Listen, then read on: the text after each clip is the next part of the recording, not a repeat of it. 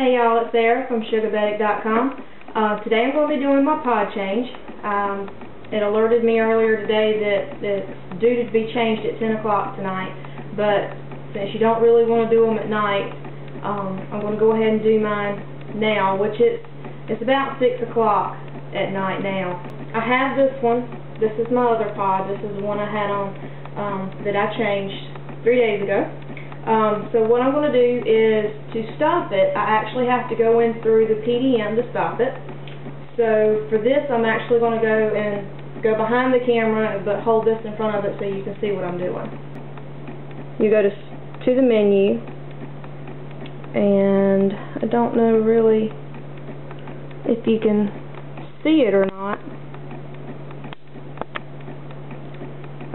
Maybe you can see that better. Maybe it won't it just won't work like this. Anyway, I go to home,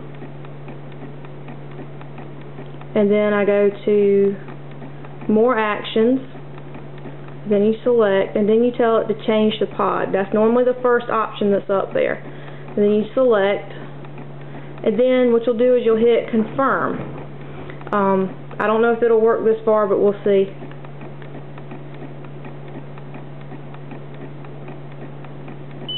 Nope, I got to get closer. I don't know if you heard that, but the pod beeped twice and then this beeped. That's just to let you know that it was communicating to say that it was deactivated.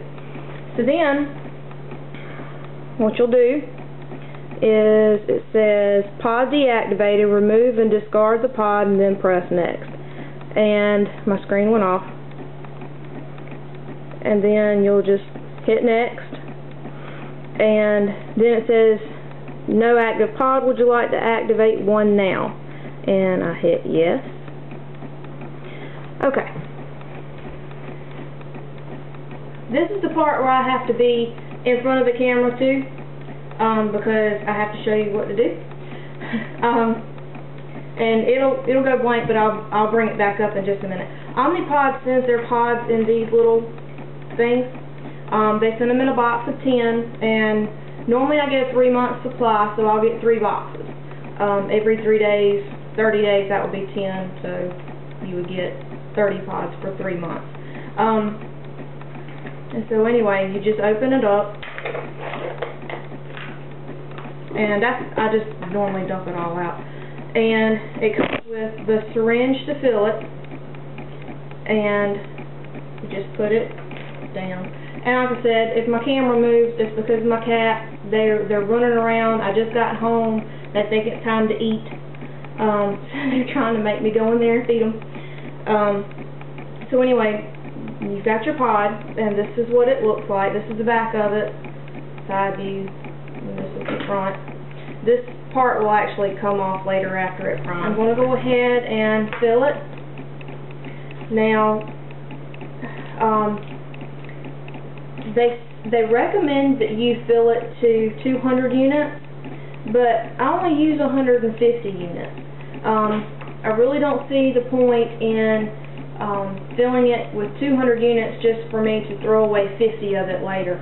I guess I kind of watch prices like that. Even though it's covered by insurance for me, you know, if I was without insurance before, and so I know how much this stuff costs, and I really don't like to know how much I'm throwing away actually. So anyway, you just go ahead and you fill it to the 150 line, or go ahead and fill it to the 200, you know, wherever you need to have it. And I don't know why, I always get these bubbles right at the plunger. Sometimes if you hold it different ways, it'll go, and hold it at different positions on there, it'll go up. Alright, so I've filled it to 150 units, and there's a little bubble at the top, on top of it, but yeah, I fill it to 150 units, and then it says to fill the pod with the insulin, and then listen for the 2 beeps, and then press next. So that's what I'm going to do now. Always make sure you put it down on a flat surface. I don't know why exactly. I think it has something to do with bubbles. That's just what I was told, so that's what I do. Put it down, and I always put 2 fingers, you know, like, put it down on the surface, and then you put 2 fingers on top of it, right where the hole's at, just so that you can stabilize it, and put the needle in straight up, and push the insulin into it. And you should have heard 2 beeps. Now, when it beeps twice, that's when you go back to the PDM, and you hit next. And then what it does is it tries to send a radio signal to it to tell it to start priming, and that's what it did. I don't know if you can see it, but it shows priming here, and it's got a little bar, you know, progress bar here. And I don't know if you can hear it or not, but it's clicking. It sounds kind of like a clock, you know, ticking.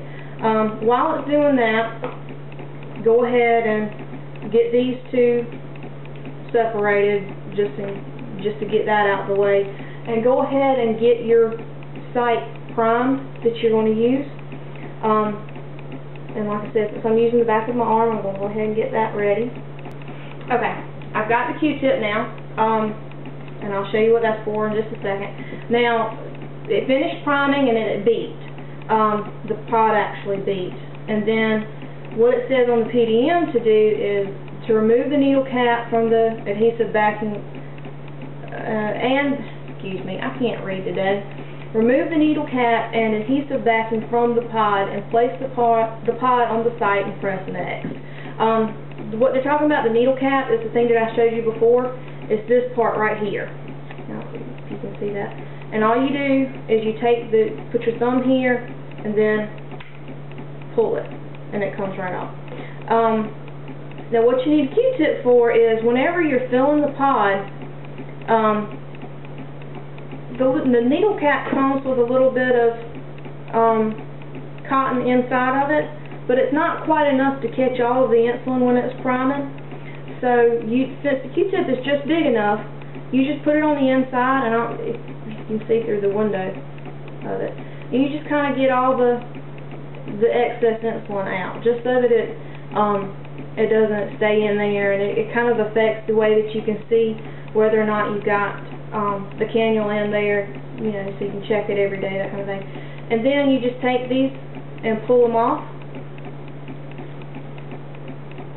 Put that to the side, and then you just, you know, place it on your arm, and like that. And then you press it down, kind of make sure it's on there good. And then what you do is you go back to the PDM, and you just, whenever you do steps, a lot of times the screen times out, so you just hit the home button to bring it back. And then you just hit next, and it didn't do it. Okay. And then it says press start to insert the cannula and begin the basal delivery. And the start button's right in the middle. Go ahead and press that, and then you just grab it and then kind of hold the pod straight. And you probably just saw me flinch. I didn't mean to. I normally don't. It just kind of caught me off guard.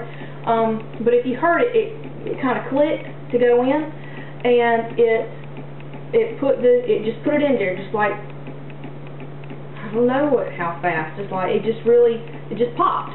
When you hear the pop, it's in. And then you just check through the window and make sure that you can see the cannula, and I can see it. And Sophie just knocked the camera again. She's laying down in my shoes. She loves to do that. And then it asks you if the cannula is inserted properly, and you tell it yes, and it goes back to the home screen, and then you're done.